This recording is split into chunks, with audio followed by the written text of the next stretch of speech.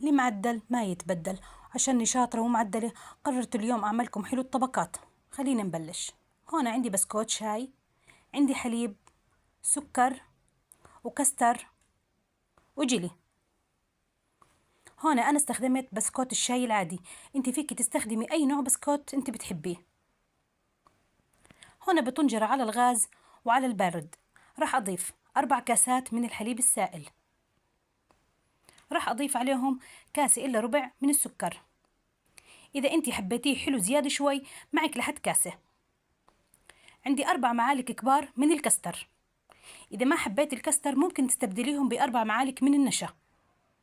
هون راح أضلني أحركهم على البارد، بعدها راح أشغل الغاز تحتهم.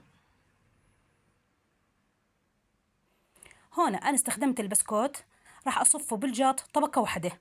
في ناس بتحب يكون طبقتين، أنا اكتفيت إنها تكون طبقة واحدة. هون بعد ما صفيت البسكوت راح أفرجيكم قوام الكستر كيف راح يكون. راح يكون بهذا الشكل، لا هو جامد كتير ولا هو خفيف. راح أبلش هسه أصب الكستر فوق البسكوت.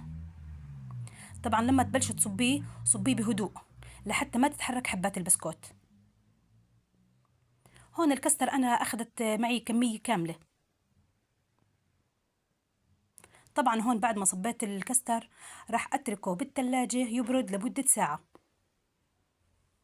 هسه راح أعمل الطبقة الثالثة اللي هي عبارة عن مية سخنة،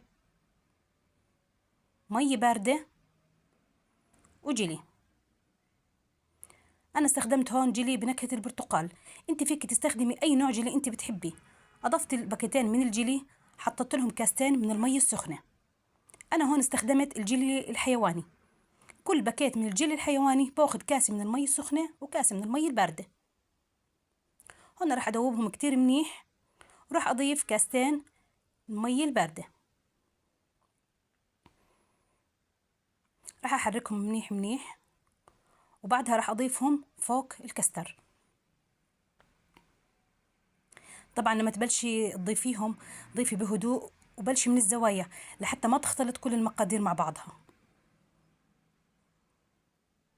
هيك بعد ما صبيت الكمية راح أتركها بالثلاجة لمدة ساعتين، ولازم تكون طبقة الجلي مرتفعة عن طبقة الكستر 1 سنتي. هون بعد ما طلعتها من الثلاجة راح أبلش أقطعها. راح أفرجيكم الطبقات كيف راح تكون. طبعا الطعم ما راح أحكي لكم عنه، عن جد الطعم طلع خرافي. كانت معكم ابتهال الطوباسي. إذا عجبتكم الوصفة لا تنسونوا من اللايك والاشتراك بالصفحة وتفعيل زر الجرس ليوصلكم كل إشي جديد، والدعاء لأهلنا بغزة والسلام.